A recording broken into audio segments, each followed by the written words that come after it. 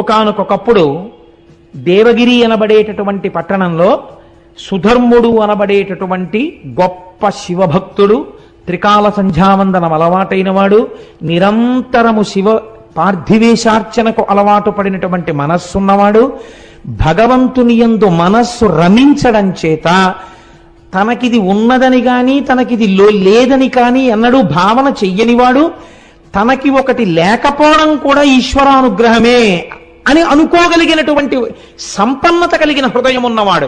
ఇది చాలా కష్టం అండి. ఈశ్వరుడు ఒక్కొక్కరికి ఒకటి ఇవ్వడు. లోకం ఏమంటుందంటే వాళ్ళకి ఇది లేదంటుంది. కానీ వాళ్ళంటారు ఈశ్వరుడు మమ్మల్ని ఉద్ధరించడానికి మాకు అది ఇచ్చి ఉండకపోవచ్చు అంటారు. అది వాళ్ళ భక్తి. వాళ్ళ భక్తి నీకేం తెలుసు వాళ్ళనలా అని నువ్వు పాపం మూట కట్టుకుంటున్నావు. కాబట్టి ఇప్పుడు అటువంటి భక్తుడు ఒకడున్నాడు. ఆయనకి సుదేహ అని ఒక భార్య ఉన్నది.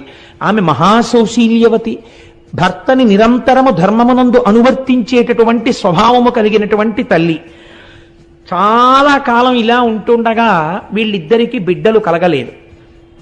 బిడ్డలు కలగకపోతే ఈ భార్య వెళ్ళి భర్త దగ్గర బాధపడింది. ఏమండి, మన తర్వాత వంశం నిలబడడానికి, పూజామందిరంలో పూజ చేయడానికి ఇంట్లో వండిన పదార్థం ప్రేమతో అమ్మా అని పిలిచి తినడానికి బిడ్డలు లేరు. ఈ తల్లితనం లేకపోవడం నాకు చాలా బాధగా ఉంది. అందుచేత మనకి బిడ్డలు లేనటువంటి ఈ లోటు ఎలా పూడుతుంది అని భర్త దగ్గర ఏడ్చింది. ఆయన ఏమనాలండి, నిజమే, ఈ లోటు ఎలా పూడుతుంది, మనకి బిడ్డలు కలగట్లేదు అనాలి. కానీ ఆయన ఎంత గొప్ప మాట అన్నాడో తెలుసా అండి భార్యతో? ధీరుడుగాన, ధీరత్వం అంటే జ్ఞానమునందు రమించేటటువంటి స్వభావం, అటువంటి బుద్ధి ఉన్నవాడు కాబట్టి ధీరుడుగాన తత్పతి మదిన్గనకెట్టి విచారమున్ మహోదారతతో ఇటుల్నడు తన్విరో వందురనేల ఇట్టు లెవ్వారికి నెవ్వారౌదురిలా బంధుగులెవ్వరు తల్లిదండ్రులెవ్వారలు పుత్రులెవ్వరిక స్వార్థపరంబు జగంబు సర్వమున్. ఏమిటే నీ వెర్రి? ఎవరికి తల్లిదండ్రులు, ఎవరెవరికి బిడ్డలు, ఎవరి స్వార్థం వాళ్ళది. కలిసినవి విడిపోతుంటాయి. పట్టు విడిపే ఈ లోకమునకు ఉన్నటువంటి స్వభావం. ఇలా పట్టుకుంటుంది, అలా విడిపోతుంది. విడిపోయిన వస్తువుని పట్టుకున్నాను నువ్వు లేకపోతే నేను ఉండలేనన్నవాడు 11 రోజుల్లో మరిచిపోతున్నాడు. మరిచిపోయేవాడు సంతోషంగా తిరిగేస్తున్నాడు. వాడికి మళ్ళీ నువ్వు లేకపోతే నేను ఉండగలనా అని చెప్పిన వాడెవడున్నాడో వాడు సంవత్సరం తర్వాత ఎవరు లేకపోతే ఉండలేనన్నాడో వాళ్ళ తిథిని గుర్తు చేయడానికి ఇంటి పురోహితుడు వచ్చి గుర్తు చేస్తే తప్ప తద్దినం పెట్టని వాడయి ఉన్నాడు. అంతటి కృతజ్ఞమే ఈ లోకం. అటువంటి బిడ్డల కోసం, దేనికోసం నీకు ఈ అలజడి? నువ్వు ఈ సంబంధాన్ని ఈశ్వరుడు ఎందు పెట్టు. నువ్వు తరిస్తావు, నేను తరిస్తాను. అవన్నీ ప్రతిబంధకాలు తరించడానికి, ఏమో తొందరగా మనల్ని లాగేయడానికి, ఏ అడ్డు లేకుండా చేసేయడానికి, తొందరగా తన వైపు ఈడ్చి పారాయడానికి ఈశ్వరుడు అసలు సంతానం లేకుండా చేశాడేమో. లేవంటావెందుకు? ఏది మనకి ఇవ్వడానికి అది లేకుండా చేశాడో ఈశ్వరుడు యందు మనస్సు పెట్టన్నాడు. అంటే పాపం ఆవిడ సర్దుకుంది మనస్సు. కానీ లోకం అనేటటువంటి ఒక వస్తువు ఉంది కదండి, దీనికి అనవలసిన మాట అనరాని మాట అన్నది తెలియదు. ఇతరుల్ని బాధించి బతకడం కలియుగంలో లక్షణం. ఎందుకని చిత్తవృత్తులు రాక్షసులై ఉన్నాయి. ఇంత మాట అనడమా? ఆ మాట ఎంత ప్రమాదానికి ఎడుతుంది, ఎంత బాధపడతారని ఆలోచించకుండా మాట్లాడతారు.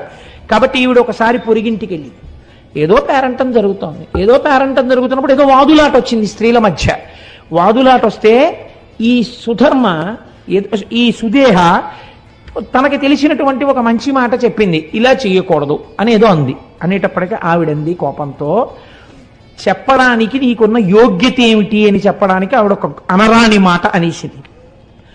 దుడ్డు కలుగునేమో గొడ్డుదానవు నీవు తినుటకెవ్వరేని దిక్కులేరు బిడ్డలున్న దాన్న పేర్మినాకెనయవుదే తల్ల క్రిందులగుచు తపసుకొనిగా. ఏమిటి నువ్వు మాట్లాడేది? నువ్వు గొడ్రాలివి. ఎంత ఉంటే ఏమిటి? దుడ్డు కలుగునేమో, నీకు డబ్బు ఉందేమో, మీ తర్వాత తినడానికి ఎవడున్నాడు? రాజులు పట్టుకెడతారా సొమ్ము? మాకు అలా కాదు.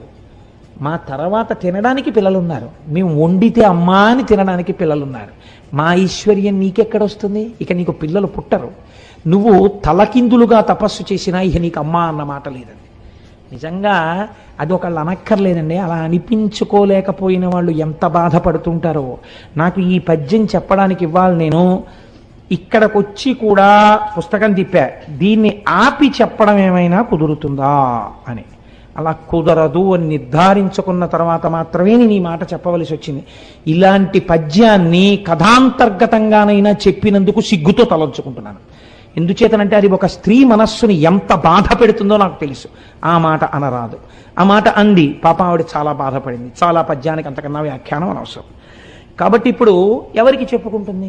భర్తకి వెళ్ళి చెప్పింది, నాకు బిడ్డలు పుట్టరా, నాకు అమ్మా అన్న మాట లేదా అని అడిగింది. అడిగితే ఆయన అన్నాడు, నువ్వు బిడ్డలు పుట్టరా అని నేను ఎంత చెప్పినా నీ మనస్సు ఈశ్వరుడు ఎందుకు చేర్చుకోలేకపోతున్నావు? మళ్ళీ మళ్ళీ అటువైపుకి ఎందుకు పెడతావు?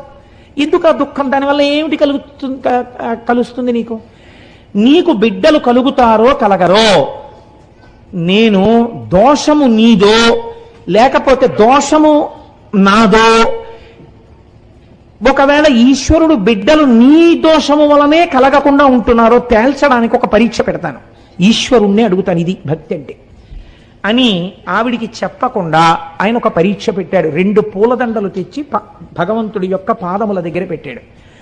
2 విరుల దండలు శివుని దండన నుంచి తీయు కోమలాంగి పడతి, ఒకటి తీయుమనిన ఇష్టకుసుమము బాసి ఈవలి పుష్పంబుగొనిన పెదవి విరిచే కోవిదుండు.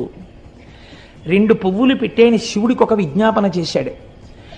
ఒకవేళ నా యందు బిడ్డలు పుట్టడానికి దోషముండి ఉంటే, లేదా అంటే మా దంపతుల యందు సంతానము కలగక మా ఇద్దరికి అమ్మా అని ఆవిడ, నాన్న అని నేను అనిపించుకోవడం సాధ్యం కాకపోతే ఈ దండ ముట్టుకుంటుంది. ఒకవేళ మాకు అలా అనిపించుకునే అదృష్టం రాసి పెట్టి ఉంటే ఈవిడ ఆ దండ ముట్టుకుంటుంది అని, ఇది ఈశ్వర నీ సంకల్పాన్ని చెప్పేయాలి. మాకు సంతానాన్ని ఇద్దామనుకుంటున్నావో అనగా మా ఇద్దరికీ కలిపి ఇవ్వననుకుంటున్నావో చెప్పేయి అని 2 దండలు పట్టి, నువ్వు ఇక నన్ను ఎన్నడో నాకు బిడ్డలు కలగరా అని అనరాదు, ఇది ఈశ్వర శాసనం, ముట్టుకో అన్నాడు. ఆయన ఏ దండ ముట్టుకుంటే పిల్లలు పుడతారని సంకల్పం చేశాడో అది విడిచిపెట్టి 2వ దండన ఆవిడ తీసింది. ఆయన అన్నాడు, పెదవి విరిచే కోవిదుండు, కాబట్టి మన ఇద్దరికీ సంతానం కలగరు, ఇంకా నువ్వు ఈ ప్రశ్న నన్ను వెయ్యవద్దు, నువ్వు చక్కగా సంతోషంగా ఈశ్వరుడు యందు మనస్సు పెట్టుకో అంటే ఆవిడంది, అలా వీల్లేదు, నాకు కొడుకు పుట్టకపోయినా నాకు బాధ లేదు, నేను అమ్మా అని పిలిపించుకోవడానికి మీరు ఇంకో పెళ్లి చేసుకోండి, ఆమె వలన సంతానం కలుగుతారు కదా, కలిగినప్పుడు నన్ను అమ్మా అని పిలిస్తే నాకు చాలు, కాబట్టి మీరు పెళ్లి చేసుకోండి అంటే ఆయన అన్నాడు, ఇది చెప్పినంత తేలిక కాదు, ఇది ఒకనాడు నీ యందు పినుభూతమై కూర్చుంటుంది. ఏమవుతుందో తెలుసా? అనవిని ఇప్పుడు ఇట్టులే నీవనెదవు వేరోర్తి పెండ్లి ఆడిన సవతిన్గని పోరుసేతువెంతయు అనుమానము లేదు పెండ్లి ఆడను మరలన్. నాకు సంతానం అక్కర్లేదే, ఈశ్వరుడు ఉన్నాడు చాలు.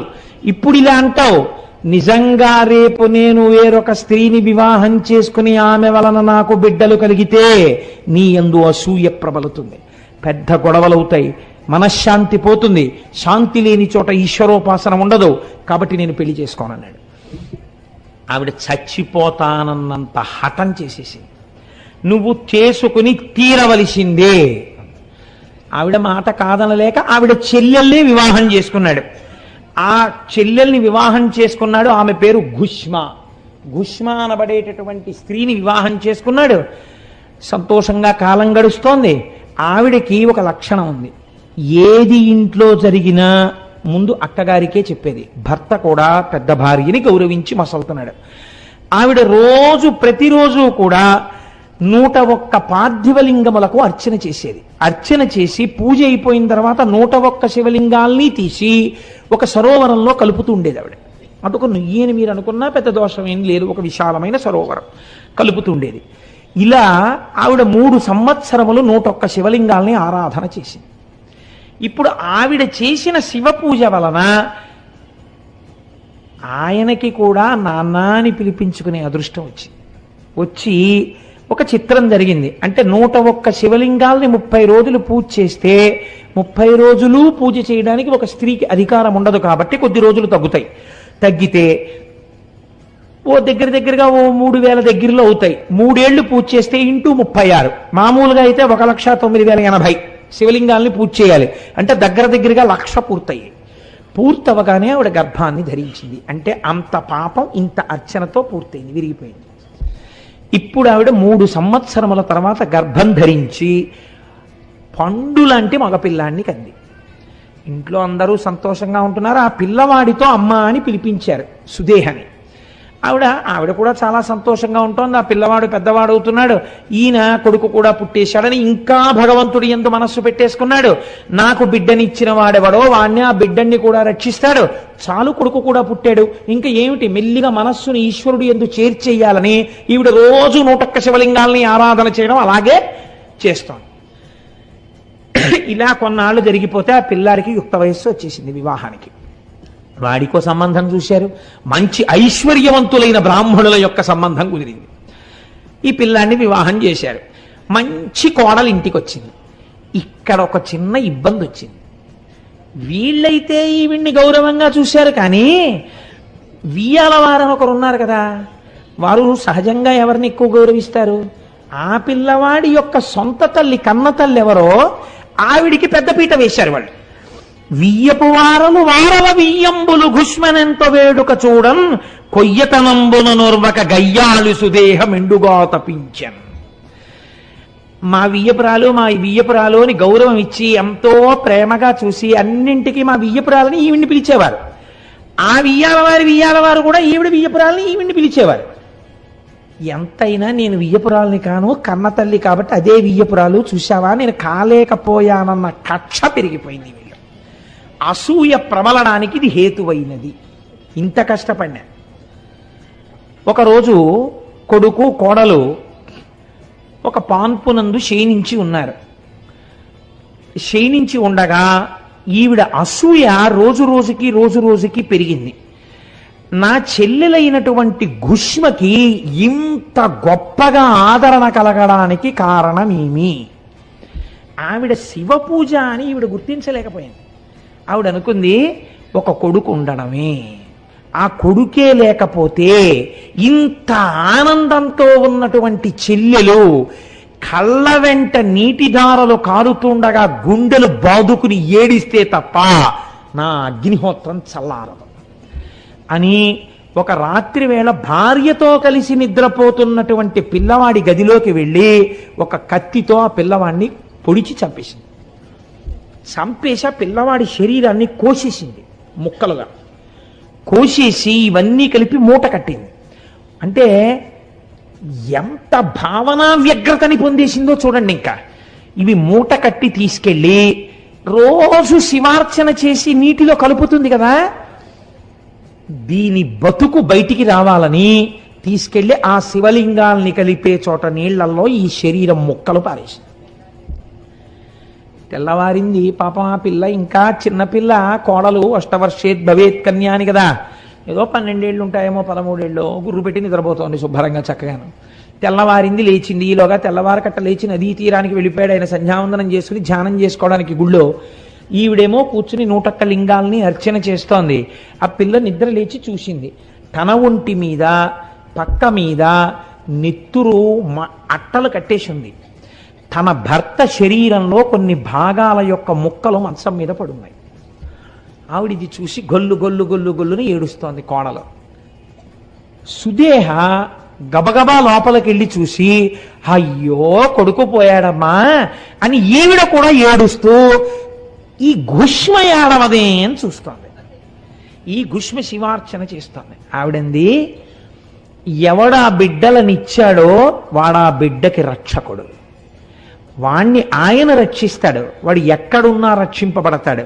వాణ్ణి కోసినా కాల్చినా చంపినా వాడు బ్రతికి తీరుతాడు. వాడు రక్షిస్తూ ఉండగా నేను వీడి పూజ ఎందుకు ఆపాలి? నేను వీణ్ణి నమ్మి ఈ పూజ చేస్తానని 101 శివలింగాలకి పూజ చేసి 101 శివలింగాల్ని, ఆ పార్థివలింగాల్ని తీసి నూతిలో వేద్దామని వెళ్ళింది.